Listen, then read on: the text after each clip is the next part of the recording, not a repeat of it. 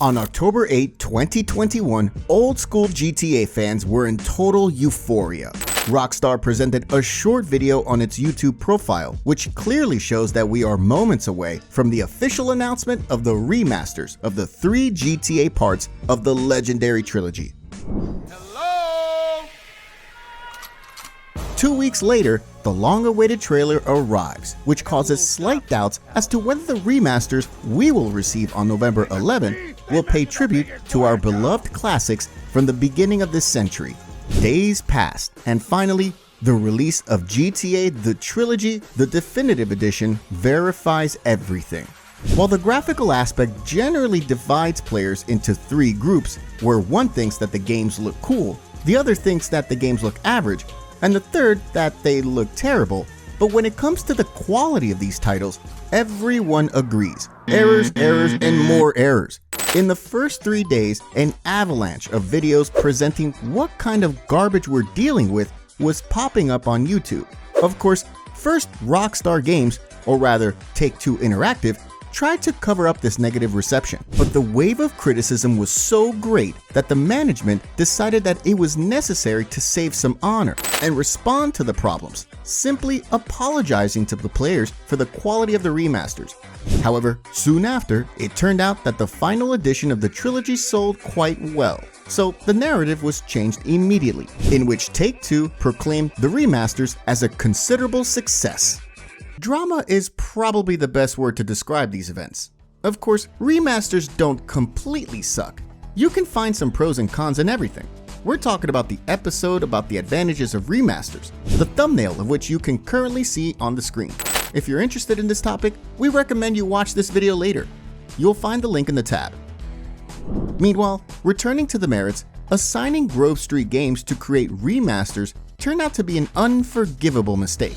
The degree of execution of some gameplay elements suggests that these games were not meant to be done properly, but only to make it look like something was changed. Ordinary cash grab the easy way. Anyway, the worst thing about all this is that remasters still contain hundreds of bugs to this day, and yet patches are made very rarely. And when there is one, it does not fix what the community expects. Let's look at what the developers have fixed, and what we mean by saying that there are not many patches being released. One of the mistakes that players notice quite quickly concerns the traditional button responsible for the change of weapons. Namely, while playing GTA 3, many people, especially speedrunners, notice that Claude behaves strangely while running and changing weapons. When switching weapons, it looks like he's got some kind of super boost, thanks to which he can travel the map on foot at the speed of a car. Well, it looks quite comical. However, this minor exploit was eliminated by Rockstar relatively quickly after the second update, which took place in November 2021. Another instance, which in turn quite irritated the players, is related to getting into the car. The issue was that when running to a car in motion, the main character, for some reason, did not want to hijack the car. The script responsible for it simply did not work. We had to stand still for the animation to kick in. Fortunately for us, this problem has also been fixed, but only after the 4th patch, for which we had to wait a year since the release. Another bug that has also been fortunately fixed is the Diablo's Gang logo on one of the Yakuza members. Moving on, the bug that perfectly demonstrates that the remasters weren't tested much before release is the bug with the lake located in Belleville Park. The water in the park was originally supposed to have a collision similar to when Claude is on the sidewalk. Another drama, thankfully no longer in the game. The next mistake, this time in GTA Vice City, is undoubtedly something completely reprehensible on the part of Grove Street Games, because it's associated with a great curiosity, which in the original could be found at the back of the funeral parlor Funeraria Romero. In the November 11th edition of the game, Grove Street Games decided to bury the skeleton for good, depriving us of one of the coolest Easter eggs in this game. Funny enough, Grove Street Games managed to create a ghost effect. We're talking about lifeguard booths, which some time ago could magically disappear from our sight. Speaking of disappearing, it turns out that the developers of the remasters are not only masters in the field of making objects disappear, but also letters in words, which took place at a music store with guitars. Screamin' Collins Guitars, What we mean here is that at the beginning, the inscription known to us from the original, that is, air guitars, was for some unknown reason changed to AR guitars, but luckily it was eventually fixed, as you can see.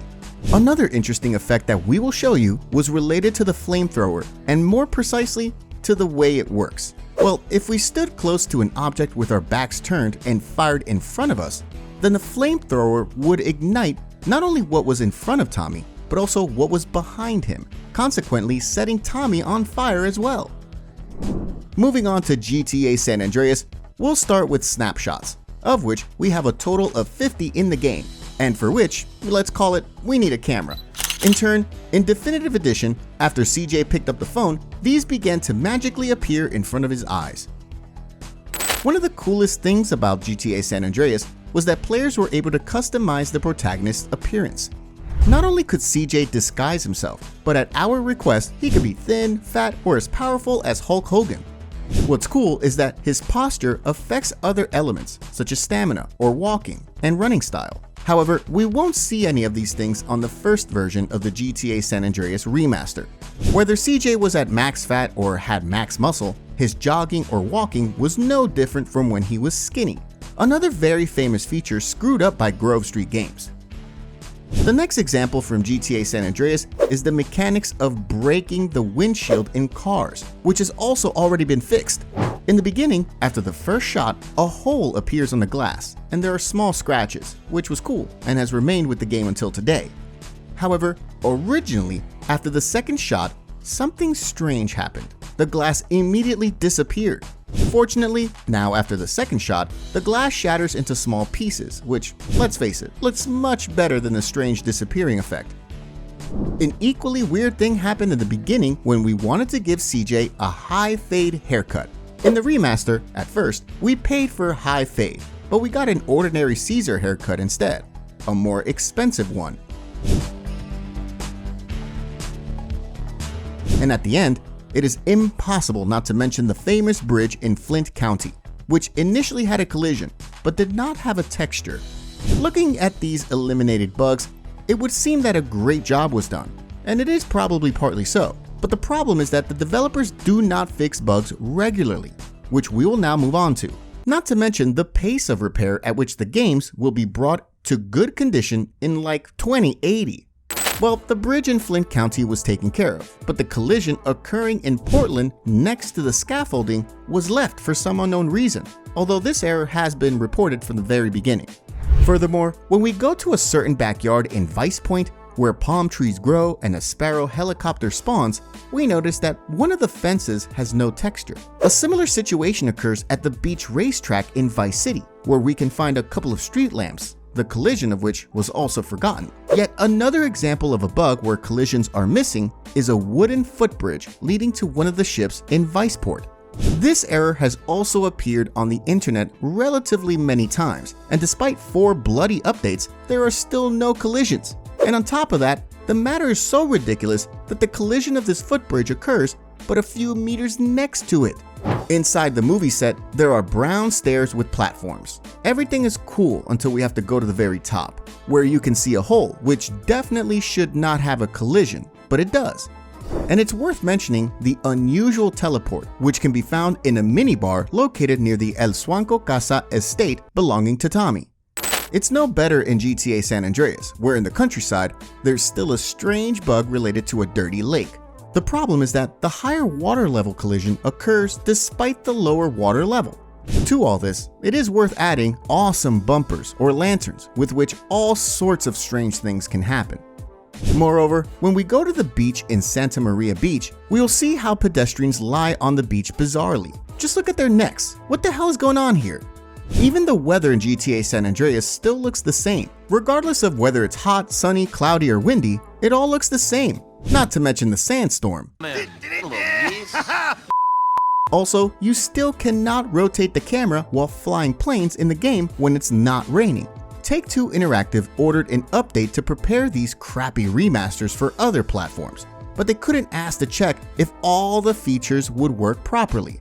What's more, the textures, despite the great hardware, still do not load, especially in GTA San Andreas. The developers also mentioned that they've sorted out the draw distance issues a bit, but players still see Mount Chiliad while standing in the middle of Grove Street. In addition, after breaking some destructible elements, such as the bridge on Ganton, the damaged elements fall apart into pieces that look like some kind of pizza dough.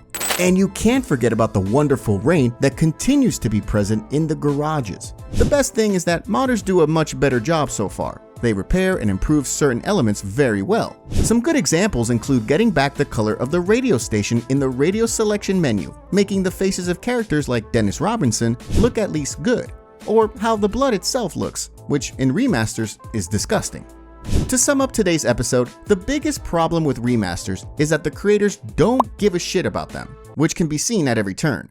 Everywhere you can see that there was no passion in it. If modders can fix remasters much more effectively by doing it fan-made, it's hard to have any respect for Take-Two, Rockstar Games, and Grove Street Games. Furthermore, fixing these games is completely half-baked. The developers do not listen to the community. Bugs reported for months are untouched. Why are errors with textures or scripts not fixed comprehensively? This is confusing and shows even more that we, the fans of these games, are irrelevant, which is quite sad. In the meantime, we recommend that you now take a look at the Community tab, where the question is waiting for you whether the repair of remasters, in your opinion, is going in the right direction. As always, we're waiting for your comments. And that will be all. If you enjoyed this video, we recommend you watch the next 2 episodes about remasters, which are now displayed on the screen. Thanks for watching, take care, and see you soon!